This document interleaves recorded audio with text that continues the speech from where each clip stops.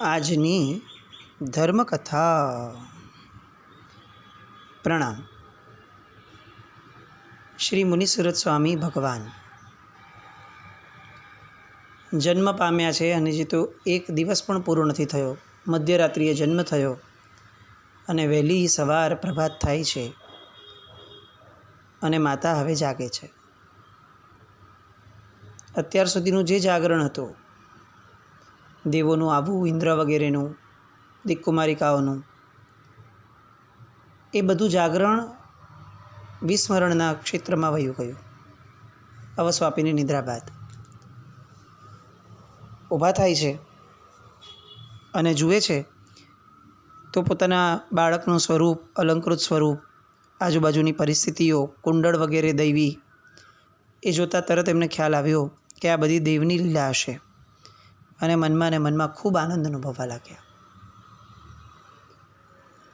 Technically એક જે difference હોય કે જે એક્સક્લુઝિવલી તીર્થંકરની માતાને અપાય છે કુદરત દ્વારા, એ છે કે બાળક ગર્ભની અંદરમાં હોય ત્યારે ક્યારેય પણ ગર્ભ એટલે કે માતાનું જે ઉદર છે, પેટ છે, એ ક્યારેય મોટું નથી થતું. જે સામાન્ય રીતે હોય એટલું જ રહે. આ એક એક્સક્લુઝિવ કહી શકાય એવો અધિકાર એ તીર્થંકરની માતા માટે, એ પણ તીર્થંકર જ્યારે ગર્ભમાં હોય ત્યારે મળે છે. એટલે સામાન્યતયા શું થયું કે લોકોને બહુ ખ્યાલ ના આવે કે ક્યારે પુત્રનો જન્મ થશે અથવા થઈ ગયો છે, કારણ કે જે રીતે પેટ સામાન્ય હતું એ જ રીતે રહે. આ બાજુ દાસીઓ બધી જાગી, સવારનો સમય થયો એટલે પોતપોતાનું કર્તવ્ય યાદ કરવા માટે કામે લાગતી ગઈ અને એમાંથી એકાદ સેવિકાઓએ જોયું કે આપણે રાણીએ તો પુત્રને પ્રસવ્યો છે. એટલે બધી એકદમ હરખગેલી થઈ ગઈ. કોઈ ત્યાંને ત્યાં નાચવા લાગી, કોઈ દુખણા લેવા લાગી, કોઈ વળી દરવાજે જઈ અને ઉખડ અને મુસળને ઊભા ગોઠવવા લાગી શુકન માટે. આમ અલગ અલગ વસ્તુઓ અલગ અલગ રીતે, જેની જે માન્યતા, જેનો જે પ્રકારનો આનંદ, જેની જે અભિવ્યક્તિ, એ રીતે કરવા લાગ્યા. કોકે લોખંડની છરી દ્વાર ઉપર બાંધી કોઈની કુદૃષ્ટિથી બચવા માટે, તો કોકે વળી ચંદનના મંગળ કળશો દ્વાર ઉપર ગોઠવવાના શરૂ કર્યા. આમ આ બધી જ વાતો દ્વારા આપણને વર્તાય છે કે એમના જે દાસ દાસીઓ હશે રાજા રાણીના, એ રાજા રાણી પ્રત્યે કેટલી હદ સુધીના સદ્ભાવવાળા હશે અને પોતિકાપણાવાળા હશે. આમાંનું એક પણ કાર્ય જે અત્યારે આપણે કહ્યું, એમાંનું એક પણ કાર્ય એવું ન હતું કે જે એમના જોબ પ્રોફાઇલમાં આવે, એમના કાર્યના લિસ્ટમાં આવે એવું એક પણ ન હતું. બાળક જન્મ્યો છે, રાજાને સમાચાર આપી દઈએ અને રાજા જે ઓર્ડર કરે, જે આદેશ કરે એ પ્રમાણે વર્તીએ, આવું થઈ શક્યું હોત. પણ ના, એવું ન થયું. લોકોએ સ્વયંભૂ પોતાની રીતે પોતાનો આનંદ એ અભિવ્યક્ત કરવાનું શરૂ કર્યું.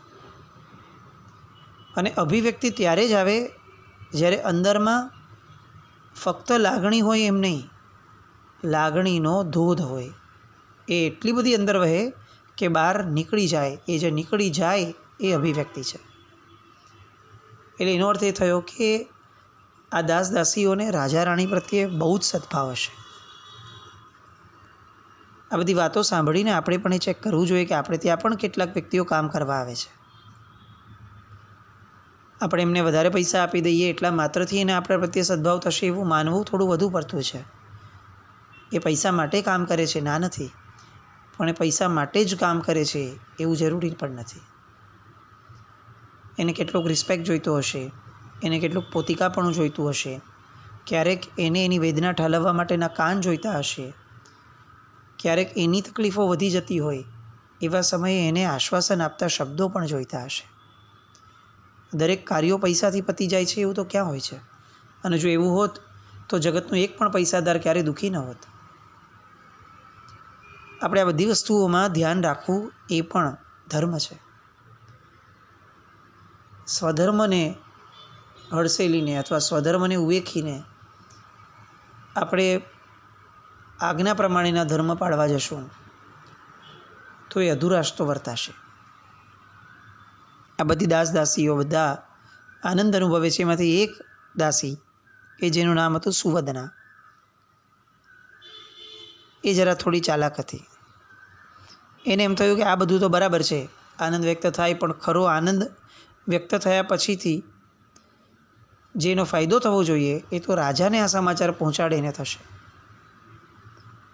એટલે તરત જ એ બીજા બધા કામ પડતા મૂકી અને સુમિત્ર રાજા પાસે ગઈ. શ્વાસ ખાવા જેટલી પણ વાર લગાડ્યા વિના એણે પુત્ર જન્મની વધામણી આપી. આપણે ત્યાં આ બધા સમાચારો અને આ બધી વાતો એનું જે આપણે જે મહોત્સવ કરતા હોઈએ છીએ એ મહોત્સવની અંદરમાં પણ આપણે કેટલેક અંશે એનું ડ્રામેટાઇઝેશન જે કરીએ છીએ એ ડ્રામેટાઇઝેશનની અંદરમાં પણ આપણે આના કેટલાક અંશો જોયા છે. એ જે દાસી છે એ એટલી બધી ચાલાક છે, એટલી બધી સમજણી છે કે રાજાને કેટલીક આતુરતા જન્માવી અને તરત એ સમાચાર પણ આપી દે છે. એ આતુરતા પણ એટલી બધી નથી જન્માવતી કે સામાન્ય યા તો ગુસ્સો આવે ને યા તો કંટાળો આવે, પણ કેટલાક કુતૂહલ વિના, કેટલીક આતુરતા વિના જો કેટલાક સમાચાર મળી જાય, સારા સમાચાર, તો એ એવો આનંદ નથી આપતા. ભૂખ લાગ્યા વિના જમણ મળી જાય તો એવો સંતોષ નથી આપતા. એટલે આ અહીંયા સુવદના નામની જે દાસી છે એણે પુત્ર જન્મની જે વધામણી આપી એ પછીથી રાજા તો આનંદના મહાસાગરમાં જાણે ગરકાવ થઈ ગયા હોય. તત્કાળ એમણે દાસીને એ દાસીનું 7 પેઢીનું દળદર ફીટી જાય એટલું દાન આપ્યું અને દાસીપણામાંથી નિવૃત્ત કરી. આ વાત આપણને પણ ખબર છે, આપણે ઘણીવાર સાંભળી છે, પણ આપણને એ નથી ખબર કે એની પછીની ઘટના શું હોય છે. આ જે દાસી હોય છે એને 7 પેઢી ચાલે એટલું ધન મળ્યું. રાજાએ દાસીપણામાંથી નિવૃત્ત કરી દીધી, પણ આટલું બધું મળ્યા છતાં જ્યારે છેલ્લે જાહેરાત સાંભળે છે રાજાના મુખેથી કે હવે હું તને દાસીપણામાંથી નિવૃત્ત કરું છું, એ રુદન શરૂ કરે છે. એ હતાશ થઈ જાય છે. કેમ? તો કે મારા જીવનનું સર્વસ્વ એ તો તમારા બંનેઓની સાથે રહેવું એ છે, રાજા અને રાણીની. એમાંય વિશેષપણે રાણીના સાનિધ્યમાં રહેવું, એનો જે આનંદ છે એ મારી 7 પેઢીનું દળદર ફીટી જાય એના આનંદમાં ક્યાં છે? હતાશ થઈને રાજાને પગે લાગે છે કે આવું નહીં કરો. તમારે બીજું જે આપવું હોય એ મને માન્ય છે, સ્વીકાર્ય છે, પણ આ વસ્તુ મને માન્ય નથી.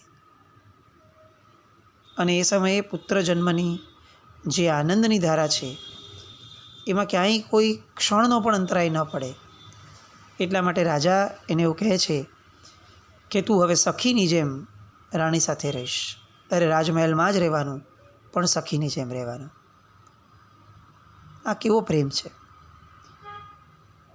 કામ કરતા માણસને પણ છોડીને જવાનું મન ન થાય એવા વાત્સલ્ય આપણે ત્યાં આપણી આર્ય સંસ્કૃતિના વ્યક્તિઓના હતા. આજે સગા દીકરા દીકરીઓને છોડીને જવાનું મન થાય છે. સર્વાંગે વાંક દીકરા દીકરીઓનો જ હોય એવું માનવું પણ થોડું વધુ પડતું છે. આપણા વાત્સલ્યમાં પણ ક્યાંક તરતમ ભાવ તો આવ્યો હશે, આપણા વ્યવહારમાં પણ ક્યાંક ને ક્યાંક તરતમ ભાવ આવ્યો હશે, એવું વિચારવું એ પણ થોડું આવશ્યક તો જણાય છે. રાજા નિરવધિ પ્રસન્ન હતા અને પ્રથમ વધામણી આપનાર એ જે હતા એનું દળદર ફીટ્યા પછીથી તરત જ એ અંતઃપુરમાં આવ્યા. અંતઃપુરમાં આવી અને બધે જ જે બાળકને જોયો વગેરે કર્યું અને તરત જ નગરમાં સર્વત્ર શણગાર, નાચ, ગાન, ખેલ, કૂદ, ઉત્સવ, ક્રીડા આ બધું યોજવા માટે સેવકોને આજ્ઞા કરી. બંદીખાને પુરાયેલા અપરાધીઓને છોડી દેવામાં આવ્યા. અમારીની ઘોષણા કરાવડાવી. આ રાજાનો આનંદ હતો. ઘરે પ્રભુ જન્મ્યા છે એવું નહીં, ઘરે પુત્ર જન્મ્યો છે એનો આ આનંદ હતો. આજે આપણી પરિસ્થિતિ બહુ વિમાસણમાં મૂકે પણ એવી છે કે એ રાજાને તો પુત્ર જન્મ્યો એનો આટલો હરખ હતો. આપણને તો આવા પ્રસંગો સમયે જ્યારે પ્રભુ જન્મે છે એ અહોભાવ હોય છે. એવા સમયે પણ આપણા ઘરમાં રહેલા બંદીખાનાવાળા બાળકો, જેની માટે સ્કૂલ એ બંદીખાનું છે, એમની પણ એક દિવસની સ્કૂલ બંધ કરાવવા જેટલી પણ આપણી ક્ષમતા કે આપણી વૃત્તિ નથી થતી. પેલા રાજા બંદીખાનામાંથી ચોરોને છોડાવી શક્યા એટલો આનંદ એને હતો, પણ આપણે પ્રભુનો આનંદ એટલો નથી માણી શકતા કે આપણા દીકરાને એક દિવસ આ પ્રસંગોમાં રાખવા માટે આપણે લાલાયિત બનીએ. બહુ નબળી પરિસ્થિતિ છે આ, કે આજની જનરેશનને ક્યાંય પણ આવા શુભ પ્રસંગોની અંદરમાં જાણે લાવવામાં જ નથી આવતી, લાવવી જ નથી. એ સ્થિતિમાં આપણે બધા જ આ ઉજવણામાં જીવીએ છીએ. નવી જનરેશન હોતી જ નથી ક્યાંય. યા તો એને સ્કૂલ છે, યા તો ક્લાસ છે, યા તો કોલેજ છે, એને ભગવાન જ નથી, એને પ્રસંગો જ નથી. બસ બાકી બધું જ એના જીવનમાં છે. 8થમાં આવી જશે એટલે હવે એક પણ ધાર્મિક પ્રસંગમાં નહીં આવી શકે. આવું એને પણ જણાવી દેવામાં આવશે અને જગતને પણ જણાવી દેવામાં આવશે. હવે 10થની તૈયારી કરવાની છે. ભાઈ એ જન્મે જૈન થયો છે, એની તૈયારીઓ ક્યારથી કરાવશું? ફક્ત પાઠશાળામાં કેટલોક સમય માટે મોકલી દીધો અને માની લીધું કે આપણું કર્તવ્ય પૂરું થયું માતા પિતા તરીકેનું. બાકીનું સંસ્કરણ ઘડતર બધું પાઠશાળાના બહેનોએ કરવું જોઈએ, સંઘોએ કરવું જોઈએ, મહારાજ સાહેબોએ કરવું જોઈએ. આવું બધું આપણે કરશું તો બાળક પણ મોટો થઈને એવું કેમ ના વિચારે કે માતા પિતાને સાચવવાનું કામ વૃદ્ધાશ્રમોએ કરવું જોઈએ, બીજા બધા લોકોએ કરવું જોઈએ, હું શું કામ કરું? બહુ દયનીય સ્થિતિમાં આપણે આ જનરેશન સાથે વર્તનમાં છીએ, એવું કેટલેક અંશે તો સ્વીકારવું જોઈએ. આ બાજુ રાજ પરિવાર અને આખો નગર ઉત્સવમય અને આનંદમગ્ન બની ગયા. 12 દિવસનો જન્મોત્સવ ઉજવાયો. એમાં પહેલે દિવસે રાજાજીએ સ્થિતિપાલન આચર્યું, અર્થાત પુત્ર જન્મ પછી જે નાળ છેદન વગેરે જે ક્રિયાઓ કરવી પડે એ કુળ મર્યાદાને અનુસરી અને બધું કર્યું. એની પછીથી બીજે ને ત્રીજે દિવસ પછીથી ચંદ્ર અને સૂર્યના દર્શનનો વિધિ આવ્યો ત્રીજા દિવસે. એ પછીથી છઠ્ઠે દિવસે આખી રાત્રિ માટે ધર્મ જાગરણ કર્યું. કેમ? કારણ કે એ દિવસે વિધાતા છઠ્ઠીના લેખ લખવા આવે. આ બધી સંસ્કૃતિની વાતો છે. આપણે ત્યાં આવા બધા વિધાનો એનું મહત્ત્વ હતું. આજે આપણે ધર્મ સાચવવામાં સંસ્કૃતિથી કેટલેક અંશે વિમુખ થયા અથવા દૂર થયા, એ બહુ ખોટું થયું. આ છઠ્ઠીના લેખ લખવા, સૂર્યચંદ્રના દર્શન કરાવડાવવા, એવું બધું આજકાલ આપણને આપણા બાળકો માટે કંઈ કરવાનું થતું જ નથી. આપણને એવું જ લાગે છે કે એ બધું કાંઈ હવે બધું ભગવાનના ટાઈમે થયું, ભગવાને કર્યું, આપણે શું? પણ આપણો દીકરો ભગવાનનો અંશ લઈને જન્મ્યો છે, તો એનામાં ભગવાનનો અંશ ટકે એની માટે ભગવાનને જે થયું એ આપણા દીકરાઓને કેમ ન કરાવડાવીએ? કોણ સૂર્યચંદ્રના દર્શન કરાવે છે? કોણ આ ધર્મ જાગરણ કરી અને વિધાતા જ્યારે લેખ લખવાના હોય, છઠ્ઠીના લેખ, આપણે ફ્રેઝમાં ઘણી વાર આવું સાંભળીએ અને બોલીએ છીએ, પણ આપણા બાળકને જ્યારે છઠ્ઠીના લેખ લખવાના આવે ત્યારે આપણે એમ કહીએ કે આવું બધું આપણામાં નથી. આખી રાત ધર્મચિંતન થયું, આરાધન થયું અને 11મે દિવસે જન્મ ઉચિત સઘળાય કાર્યો આટોપાઈ ગયા. 12મે દિવસે સ્વજનો, સજ્જનો, સમુદાય બધાને એકત્ર કર્યા અને જમાડ્યું. રાજા જેવા રાજા છે અને તેમ છતાં 11 દિવસ સુધી પોતાના રસોડાનું અન્ન સૂતક તરીકે એ ક્યાંય પણ કોઈ વ્યક્તિને આપતા નથી. જન્મનું સૂતક પ્રભુના સમયે પણ ઉજવાયું છે. સમજાય છે કે આ બધી વાતો થોડી વિવાદાસ્પદ છે, દરેકની માન્યતાઓ અલગ છે અને એટલે જ આપણે કોઈ વસ્તુ એસ્ટાબ્લિશ કરીએ છીએ એવું નથી. હોય દરેકની માન્યતાઓ, અર્થઘટન બધાના અલગ અલગ હોય, પણ ચરિત્રમાં જે આવે છે એ આ છે કે 12મે દિવસે જ નાતનું જમણ, સજ્જનોનું જમણ, ગુરુજનોનું જમણ એ કરાવવામાં આવે છે. બધાને બેસાડીને જમાડવામાં આવે છે અને પછી જણાવાય છે બધાને બેસાડીને કે આ પદ્માવતી દેવીના ઉદરમાં જ્યારથી આવ્યો એ દિવસથી દેવીને મુનિવરોના વંદન કરવાની, સુપાત્ર દાન દેવાની સતત રુચિ એમની વધતી ગઈ છે. શ્રાવકના વ્રતોનું એમણે ધારણ પણ કર્યા અને એનું પાલન પણ એમણે કર્યું. એ સરસ આ ઉદ્યમ આ ઉત્તમ અને શ્રેષ્ઠ દિવસોની અંદરમાં થયા હતા. વળી ગર્ભાધારણ કરવાના દિવસે જ એક ચારણ મુનિવર પધાર્યા હતા. એ મુનિવરે પણ એમનું ભવિષ્ય ભાખ્યું હતું. આ બધા જ લક્ષણો જોઈ અને આજે જ્યારે નામકરણ કરવાનું છે આ બાળકનું 12મે દિવસે, ત્યારે એમનું નામ મુનિ સુવ્રત એવું પડશે. એટલે એની જાહેરાત રાજાએ કરી અને ઉપસ્થિત સકળ સમુદાયે એ નામને જય જયકાર વડે વધાવી લીધું. આ પ્રણાલિકા છે. સૌથી પ્રથમવાર જ્યારે નામ જગતની અંદરમાં જાહેર થાય કોઈનું પણ, એ પછી જો એ નામ સાથે જયનાદ ઉમેરવામાં આવે, આ જયનો નાદ જે છે એ મંગળનાદ છે, તો એ બાળકનું પુણ્ય જે છે, એ બાળકની લોકપ્રિયતા જે છે, એની અંદરમાં અતિશય વધારો થાય. આપણે ત્યાં શુકનો, મંગલો શબ્દો આ બધાને પણ બહુ મહત્ત્વ આપ્યું છે. બધું જ ભાગ્યને આધારિત નથી છોડી દીધું કે બધું ભાગ્યનો છે એમ થશે, આપણે આવું બધું કંઈ બોલવું નહીં. જો આવું કંઈ હોત તો આપણે દરેક ક્રિયા પછીથી જે ભગવાનની જય બોલાવીએ છીએ એ જય બોલાવવાની પ્રણાલિકા ન હોત. જય એટલા માટે બોલાવીએ છીએ કે આપણી અંદરમાં એ જે પ્રભુ છે એમણે જે કહ્યું છે કરવાનું એનો વિજય થાય અને આપણા અંદરમાં જે મોહ રહ્યો છે એનો પરાજય થાય. એની માટે આપણે દરેક સમયે જય બોલાવવાની વાત છે. કોઈ પણ શુભ કાર્યમાં જય બોલાવાય. એનું કારણ જ આ છે કે તે શુભ કાર્યો, એની છાપ, એના સંસ્કાર આપણા અંતરમાં પડે અને મોહ રાજાનો પરાજય થાય. હવે અહીંયા 5 દિવ્ય અપ્સરાઓ એ આ બાળ મુનિસુવ્રતની ધાવ માતા તરીકે ઇન્દ્રએ નિયુક્ત કરી છે. માતા પદ્માવતી અને અન્ય રાજરાણીઓ તો છે જ, અને તેઓની પરિચારિકાઓ એટલે કે સેવિકાઓ એ પણ ઘણી બધી છે. હવે આ બધાના હાથમાં અને ખોળામાં રમતા બાળ મુનિસુરત એ ક્યાં મોટા થવા લાગ્યા એ ખબર જ ન પડી. જેમ જેમ સમૂહ મોટો હોય તેમ તેમ બાળકના દિવસો ક્યાં પસાર થઈ જાય એ ખ્યાલ ના આવે.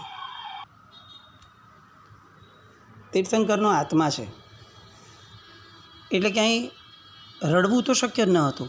ભૂખ લાગી છે અને રડવા લાગ્યા એવું બધું તો ક્યાં થવાનું હતું. એટલે અન્ય સામાન્ય બાળકની જેમ એ આવું બધું જે સામાન્ય બાળક કરતા એવું એમના બાળપણમાં નહોતું.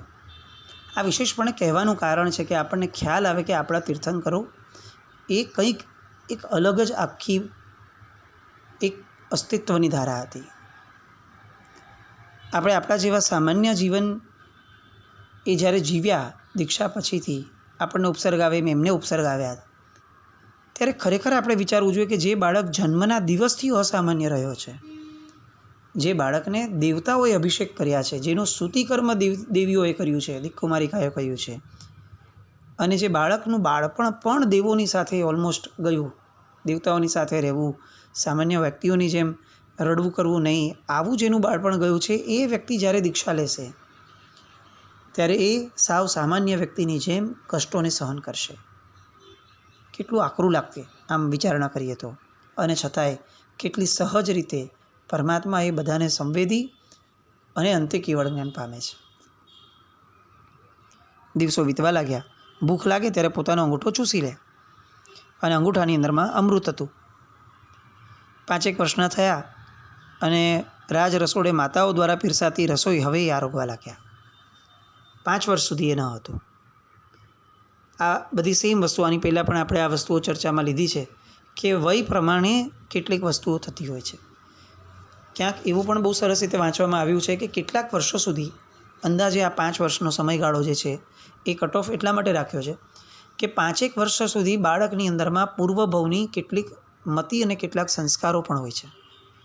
ક્યાંક ને ક્યાંક આવું જોવામાં આવ્યું હોય કે એના જે સંસ્કારો પૂર્વભવના લઈને આવ્યો હોય એ 5 વર્ષ સુધી ક્યારેક કોઈક બાળક જેની મતિ જ્ઞાનનો ક્ષયક્ષમ થઈને જેનો તીવ્ર છે એ બોલતો પણ હોય કે એ કંઈક એવા લવારા કરતો હોય જે ઇરરિલેવન્ટ લાગે, પણ હકીકતની અંદરમાં એ ક્યાંક ને ક્યાંક એના પૂર્વજન્મના સંસ્કારો પણ બોલતા હોય છે.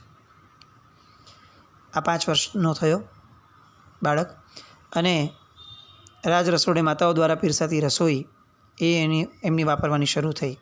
હવે રમવા માટે ભાતના રમકડા, બાળકને ગમે એવા પદાર્થો લાવીને મુકાવતા રાજા રાણી. મુનિસત સ્વામી ભગવાન બાળક હતા પણ આમ તો અવધિજ્ઞાની હતા, 3 જ્ઞાનના ધણી હતા. એમને આ રમકડાની શું કિંમત, અને તેમ છતાં પણ પોતે રમકડાથી રમતા. કેમ? કારણ કે માતા પિતાને આનંદ થતો એ જોઈને. આ ઔચિત્ય હતું. ક્યારે પણ પોતાની વિદ્વત્તાનું 3 જ્ઞાનના ધણી છે કહી ન શક્યા હોત કે ભાઈ હું તો જન્મથી ગંભીર રહેવાનો છું અને મને ખબર જ છે કે ભવિષ્યમાં શું થવાનું છે, આ રમકડાનેથી શું થવાનું, તો હવે આ રમકડા જેવી વસ્તુઓમાં હું શું ગેલમાં આવું રમીને. પણ ના, જ્ઞાન એ છે કે જે અન્ય કોઈના પણ આનંદને દુભવવામાં નિમિત્ત ન બને.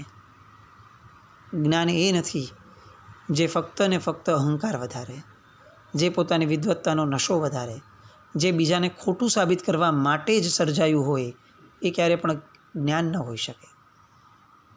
પ્રભુ 3 જ્ઞાનના ધણી હોવા છતાં રમકડાઓથી રમે છે. આ એમનું અનહદ ઔચિત્ય છે. સરખી ઉંમરના બાળકો સાથે ખેલકૂદ પણ કરે. આમ બધી માયાઓ છે એ બધું જ સમજતા હતા કે આ જગતની માયાઓ છે, ક્યાંય કોઈ લેપાતા ન હતા, અને છતાં પણ સામાન્ય બાળકની જેમ એ આનંદ પ્રમોદમાં ભળે. કારણ માતા પિતા એ સામાન્ય વ્યક્તિઓ હતા. સામાન્ય વ્યક્તિઓ એ હંમેશા એવું ઈચ્છે કે મારી હારના વ્યક્તિઓ પણ સામાન્ય વ્યક્તિની જેમ વર્તે. બહુ અસામાન્ય એ એમનાથી કદાચ ન પચે, એવું બની શકે. એટલે પ્રભુ અસામાન્ય હોવા છતાં આ બાળવયની અંદરમાં એક સામાન્ય બાળકની જેમ રમતા કૂદતા અને પોતાના સામાન્ય માતા પિતાને પણ એ આનંદ આપતા. આવા ઔચિત્યની ધારામાં આગળ વધતા વધતા હવે જ્યારે 8 વર્ષની ઉંમર થશે અને ભણવાની વાત આવશે, ત્યારે પ્રભુનું ઔચિત્ય શું હશે, એ બધી વાત સાંભળવા ફરી આવતીકાલે મળશું. જીના જ્ઞાવૃત કંઈ પણ બોલાયું તો મિચ્છામિ દુક્કડમ. જૈનમ જયતિ શાસનમ.